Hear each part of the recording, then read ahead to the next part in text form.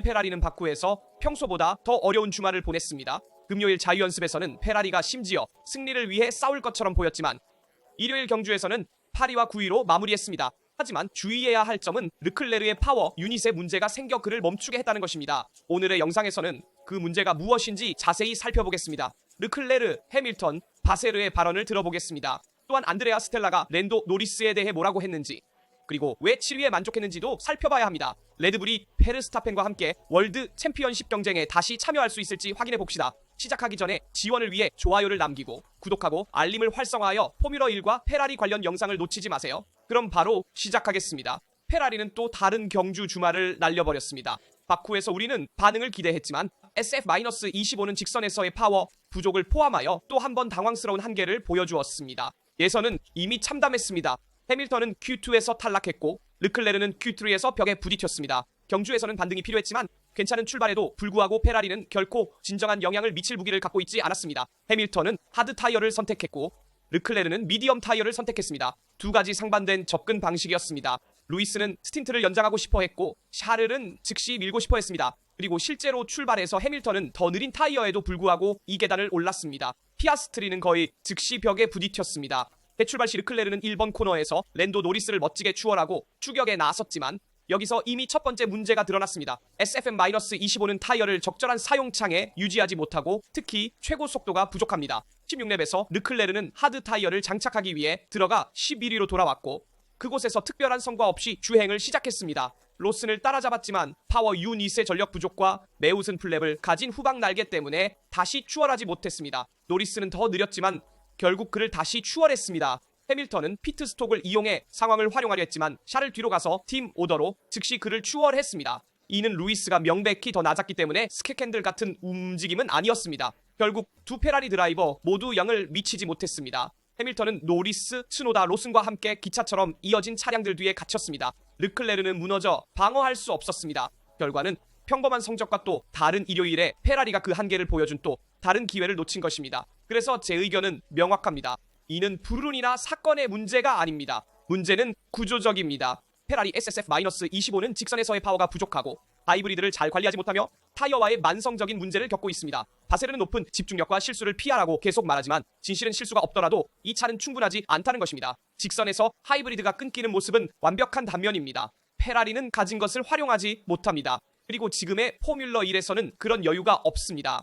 바쿠는 최대화를 위한 이상적인 서킷이어야 했습니다. 대신 또 다른 굴욕으로 변했습니다. 만약 이것이 월드 챔피언십의 두 번째 힘이라면 우리는 나쁜 상황에 처해 있습니다. 그리고 진실은 분노한 사람들이 분노할 이유가 있다는 것입니다. 해밀턴과 르클레르 같은 두 챔피언이 빠지지 않으려고 싸우는 것을 보는 것은 용납할 수 없습니다. 샤를 르클레르의 발언을 자세히 들어봅시다. 그 발언들은 많은 논란을 불러일으켰기 때문입니다. 사실 첫 번째 스틴트 동안 르클레르의 페라리는 풀파워를 발휘하지 못했습니다. 파워 유닛은 여러 랩 동안 완전한 속도로 작동하지 않았고 르클레르는 앞에 있는 사람을 공격할 수 없었습니다. 샤를은 무전으로 공격보다는 방어에 더 신경 쓰라고 말했습니다. 그러다 거의 마법처럼 파워 유닛이 다시 작동하기 시작했지만 100%는 아니었습니다. 세계에서 가장 긴 직선에서 말이 부족할 때 바쿠에서는 끝입니다. DRS는 소용없고 오버부스트는 차이를 만들지 않으며 따라서 갇히게 됩니다. 르클레르는 2025년에 경주에서 이기는 것이 매우 어려울 것이라고 말했습니다. 요컨대 그도 희망을 잃었습니다. 그리고 이것이 가장 심각한 뉴스입니다. 왜냐하면 페라리의 에이스 드라이버, 항상 이 프로젝트를 믿어온 사람이 정신적으로 포기하기 시작한다면 팀 내부에도 비관적인 분위기가 감돌고 있다는 뜻이기 때문입니다.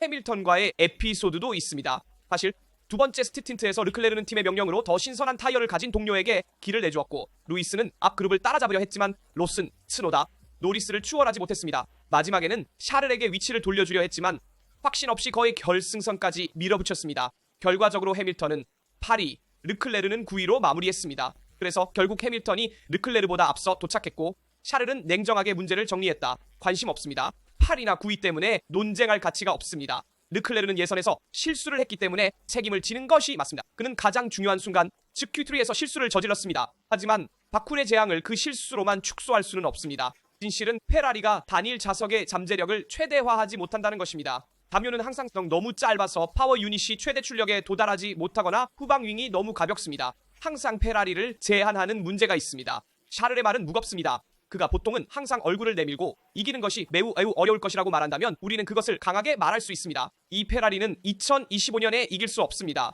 우리는 르클레르가 일반적으로 이에 대해 매우 낙관적이라는 것을 알고 있지만 이번에는 그가 정말로 낙담한 것을 보았습니다.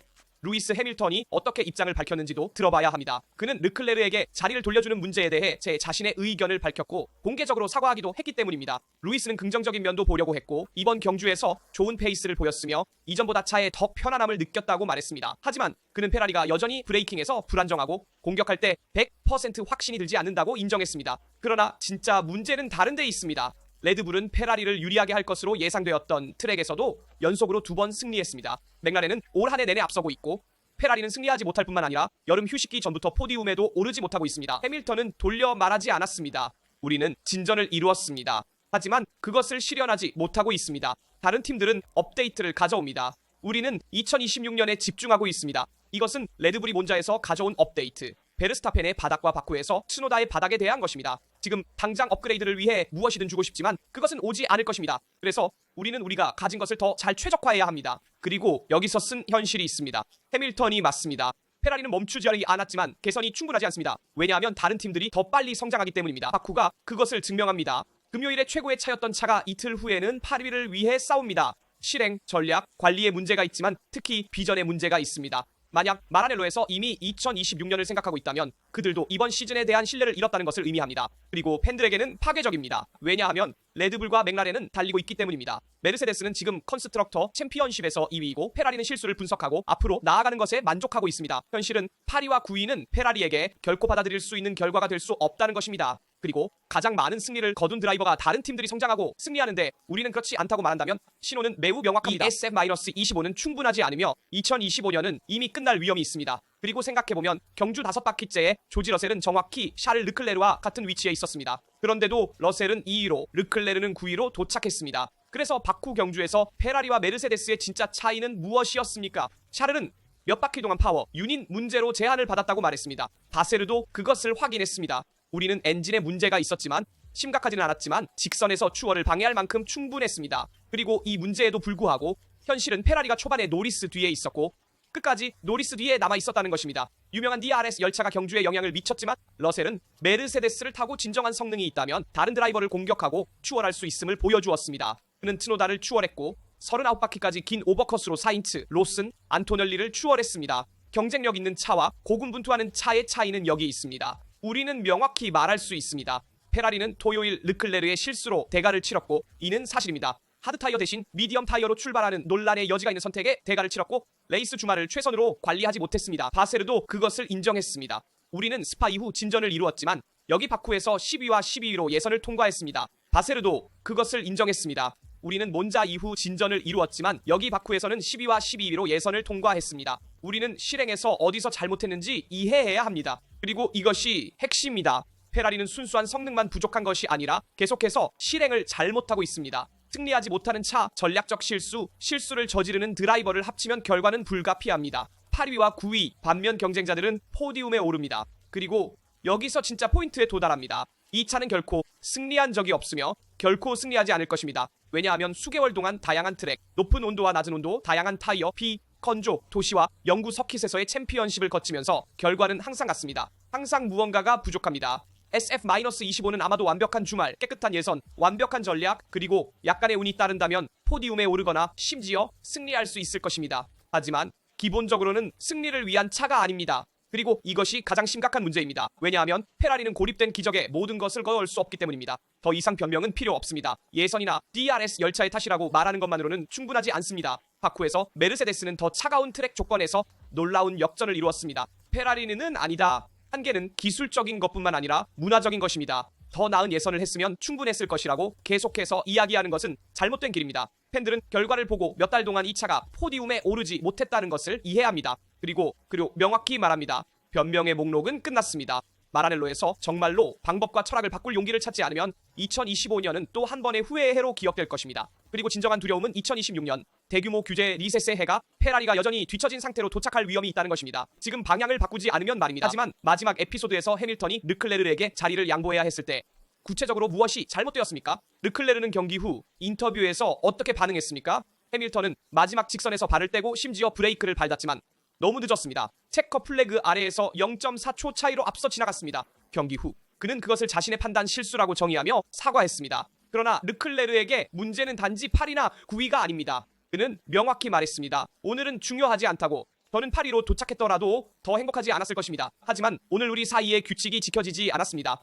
앞으로 더 중요한 위치를 놓고 싸울 때는 상황이 달라지길 바랍니다. 이것은 외교적인 메시지지만 경고의 의미도 담고 있습니다. 오늘은 8위와 9위에 대해 이야기했지만 페라리에게는 중요하지 않은 위치입니다. 하지만 내일 포디움이나 승리를 위해 싸워야 한다면 내부 협약이 진정으로 중요해질 것입니다. 이는 두 드라이버 간의 개인적인 존중의 문제가 아니라 팀 규칙의 문제입니다. 왜냐하면 아래에 있을 때 적용하지 않으면 앞에 있을 때도 적용하지 못할 위험이 있기 때문입니다. 제 생각에 르클레르는 명확성을 요구할 권리가 있습니다.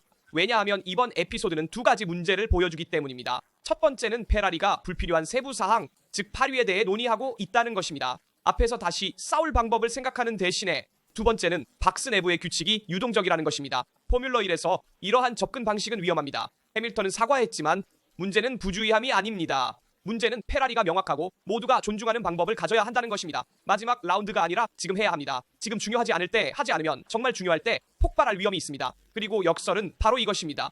8위 때문에 열을 올리고 있습니다. 이것이 현재 페라리의 위기의 사진입니다. 르클레르 에피소드와 파워, 유니스의 말 부족, 하이브리드 부분, 그리고 2026년에 대해 바세르의 말을 들어봅시다. 그는 엔지니어 시장에 대해 언급했습니다. 페라리 팀장은 금요일에 특히 속도가 있었지만 예선에서 시간을 잃었다고 말했습니다. 토요일에 더 잘해야 했지만 노리스 뒤에서 출발했고 거기서 머물렀습니다. 경주에서는 교통에 갇혀 더 이상 움직일 여지가 없었습니다. 그리고 이것은 명확한 인정입니다. 페라리는 여전히 인정하지 않고 있으며 그리고 이것은 명확한 인정입니다. 페라리는 여전히 주말을 제대로 구성하지 못하고 있습니다. 맥라렌, 레드불, 메르세데스와 달리 정말 중요할 때에 경주 주말을 최대한으로 활용할 수 있습니다. 바세르는 르클레르가 이미 암시한 것을 확인했습니다. 샤를은 에너지 회복 문제를 겪었습니다. 일정하지 않았고 마지막 20바퀴에서 몇 킬로와트가 부족했고 그래서 말이 조금 부족했습니다. 엔진에서 많이 잃지는 않았지만 로슨을 추월하기에는 충분하지 않았습니다. 결국 페라리는 직선에서 다시 무력해졌고 파워 유닛을 최대한 활용할 수 없었습니다. 그리고 여기서 문제가 발생합니다. 바세르는 금요일과 토요일의 격차가 항상 같다고 말하며 다른 사람들과 다른 매핑 문제가 아니라고 말합니다. 그는 스파 이후로 우리가 한 걸음 앞으로 나아갔다고 덧붙였지만 이후에는 실수, 잘못된 선택, 그리고 기회 포착의 부족에 대해 이야기합니다. 번역하자면 페라리는 결코 조각을 맞추지 못합니다. 금요일에 강하고 토요일에 사라지고 일요일에 갇혀 있습니다. 마라넬로를 떠나는 직원에 대한 질문에 바세르는 화를 내며 대답했습니다. 농담입니다. 몇 명을 잃었지만 다른 팀에서 60명을 모집했습니다. 걱정하지 않습니다. 2026년에 승리할 수 있는 올바른 팀을 가지고 있다고 확신합니다. 하지만 여기서 문제가 있습니다. 현재가 불타고 있는 동안 계속해서 미래에 집중하는 것입니다. 팬들은 분명히 2026년에 대해 안심하고 싶어 하지만 지금도 결과를 보고 싶어 합니다. 그래서 바세르는 관점을 잘못 잡고 있습니다. 금요일에 페이스가 있었다고 말하는 것만으로는 충분하지 않습니다. 예선이 문제라고 말하는 것만으로는 충분하지 않습니다. 바쿨에서 러셀은 메르세데스를 타고 정말 성능이 있다면 중간 그룹에서도 회복할 수 있음을 증명했습니다. 반면 페라리는 갇혀 있었다. 진짜 문제는 단지 차가 아니라 팀 문화입니다. 항상 잠재력에 대해 이야기하지만 결코 구체적인 결과에 대해 이야기하지 않습니다. 그리고 그동안 세계 챔피언십은 미끄러져 나갑니다. 진실은 단순합니다. 페라리는 기회를 잡지 못합니다. 자본화할 기회가 있을 때 실수합니다. 추가적인 타격이 필요할 때 찾지 못하고 주말을 계속 낭비하면 2026년을 위해 얼마나 모집하든지 간에 오늘 승리할 줄 아는 사람들 뒤에 계속 남아있을 것입니다. 그리고 다른 팀장으로 넘어갑니다. 맥라렌 팀장인 안드레아 스텔라의 발언을 들려드리고 싶습니다. 그는 노리스의 성과와 오스카 피아스트리의 재앙적인 주말에 대해 이야기했습니다. 함께 들어봅시다. 맥스 베르스타펜은 바쿠에서 승리했고 명확한 메시지를 보냈습니다. 포인트 차이에도 불구하고 포기할 생각이 없습니다. 최근 새 그랑프리에서 노리스에게 44포인트, 피아스트리에게 28포인트를 회복했습니다. 맥라렌은 여전히 이겨야 할 차이지만 이제 그의 드라이버들은 100m에서 세계 챔피언을 보기 시작합니다. 피아스트리의 재앙에서 시작합니다. 호주 드라이버의 주말은 정말로 광기 그 자체였습니다. 출발해서 점프 스타트를 했고 그리드에서 멈춰 모든 위치를 잃었습니다. 첫 바퀴에서 회복하려고 했지만 토요일 예선처럼 벽에 부딪혔습니다. 놀라운 코어가 노리스에게 문을 열었습니다. 하지만 랜도는 그것을 활용하지 않았습니다. 츠노다와 로슨 뒤에서 7위로 결승선을 통과했습니다. 이론적으로는 충분히 이길 수 있는 상대들이었습니다. 노리스는 위험을 감수하지 않기로 했지만 그렇게 함으로써 황금 기회를 낭비했습니다. 베르스타펜은 그동안 시즌 4번째 승리와 6번째 폴을 기록했고 레드불은 결코 게임에서 벗어나지 않았음을 증명했습니다. 그래서 맥스의 세계 챔피언십 회복이 정말 가능할까요? 피아스트리와의 격차는 여전히 엄청납니다. 경주와 스프린트 사이에 199포인트가 남아있는 상태에서 60포인트 차이입니다. 맥라렌은 유리한 트랙을 가지고 있지만 네덜란드인은 잃을 것이 없으므로 싱가포르에서 전환점이 있을 것입니다. 그리고 맥라렌은 세계 챔피언십을 손에 쥐고 있지만 진정한 상대는 베르스타펜이 아니라 노리스와 피아스트리입니다. 내부 경쟁을 잘 관리하지 못하면 맥스에게 예상치 못한 기회를 줄 것입니다. 그리고 바쿠에서 7위에 그친 노리스의 성과에 대해 안드레아 스텔라는 의견을 밝혔습니다. 피트스톡은 포뮬러 1에서 가장 결정적인 영역 중 하나이며 바쿠에서 노리스의 피트스톡은 앞바퀴 오른쪽 타이어 문제로 인해 4.1초로 매우 느렸습니다. 결과적으로 노리스는 르클레르와 로슨 뒤에서 8위로 복귀했고 마지막에야 모나코 출신의 르클레르를 제치고 위치를 되찾았습니다. 그리고 이는 고립된 사례가 아닙니다. 이미 몬자에서도 5.9초의 느린 피트스톡이 있었고 안드레아 스텔라는 추가로 말했습니다. 경기들은 점점 더 박빙이 되고 있고 0.1초마다 중요합니다. 우리는 실행뿐만 아니라 하드웨어에서도 개선해야 합니다. 오늘날에는 운영자와 장비 간의 상호작용이 너무 많고 피트스톡 크루에게 더 간단하고 자연스러운 프로세스를 만들어야 합니다. 스텔라는 노리스를 변호했습니다. 그는 가진 것으로 최선을 다했으며 그의 자리에 있었던 누구도 더 나은 결과를 얻을 수 없었을 것입니다. 책임은 팀에 있으며 빠른 피트스톡이 있었다면 로슨을 공격할 수 있었을 것입니다. 제 생각에는 맥라렌이 즉시 반응해야 합니다. 경주 속도를 지배하고 나서 피트스톡 실수로 패배할 수는 없습니다. 이는 작은 세부사항이지만 바로 그 세부사항들이 세계 챔피언십을 결정합니다. 노리스는 이미 피아스트리와 22점 차이가 있습니다. 페르스타펜은 가까워지고 있으며 이러한 조건에서는 모든 실수가 산처럼 커집니다. 맥라렌은 오늘 타이틀의 유력한 후보이지만 이렇게 느린 피트스톡으로 인해 유력한 후보에서 패배자로 전환될 위험이 있습니다. 그리고 맥스 페르스타펜이 바쿠에서 두 번째 연속 승리를 거두며 경주를 지배할 수 있었던 이유는 무엇일까요? 바쿠에서 레드불 RB21을 유리하게 만든 4가지 요소가 있습니다. 첫 번째 요소는 낮은 하중, 완벽한 타협입니다. 레드불은 바쿠처럼 어려운 트랙에서 이상적인 세팅을 찾았으며 직선에서의 속도와 느린 구간에서의 그립이 필요합니다.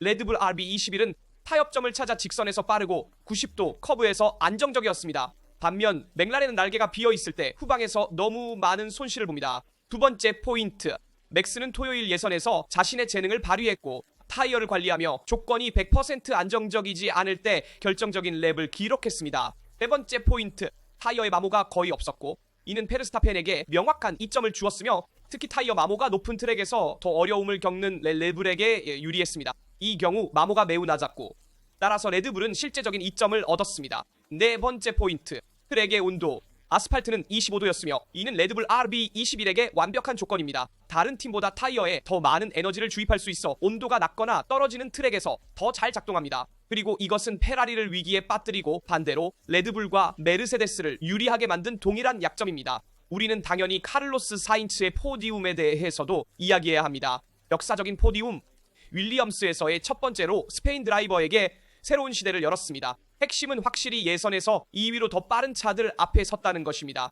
역사적으로 윌리엄스는 단일 랩에서 항상 어려움을 겪었지만 이번에는 사인츠가 약점을 결정적인 무기로 변환했습니다. 경주에서는 계산기처럼 관리하며 그가 항상 하는 것처럼 로슨과 특히 메르세데스의 첫 부분에서 여유를 가졌습니다. 결정적인 순간은 마지막에 왔습니다. 안토넬리는 하드 타이어로 더 빨랐지만 사인츠는 그를 항상 DRS 존밖에 두었습니다. 그는 2.5의 2점을 베테랑처럼 관리하며 공격에 최소한의 기회를 주지 않았습니다. 그리고 이렇게 윌리엄스에서 첫 번째 포디움에 도달했습니다. 이 포디움은 패독에 강력한 신호를 보내고 있습니다. 페라리에서 떠난 사인츠는 여전히 많은 것을 줄 수 있음을 증명하고 있습니다. 종종 잊혀진 윌리엄스는 그의 재능과 경험에서 주인공으로 돌아갈 방법을 찾았습니다. 토토 볼프는 키미 안토넬리를 변호하며 그가 메르세데스에 남을 것임을 알고 있습니다. 따라서 메르세데스에서 러셀 사인츠 조합은 없을 것입니다. 그러나 한편으로는 키미 안토넬리가 계속 성장하고 있으며 지금 좋은 주말을 보내고 있고 다른 한편으로는 사인츠가 윌리엄스에서 훌륭한 성과를 확인했습니다. 그리고 윌리엄스가 2026년에 모든 것을 걸고 있다는 것을 기억합시다. 따라서 미래에 어떻게 나타날지 지켜볼 것입니다.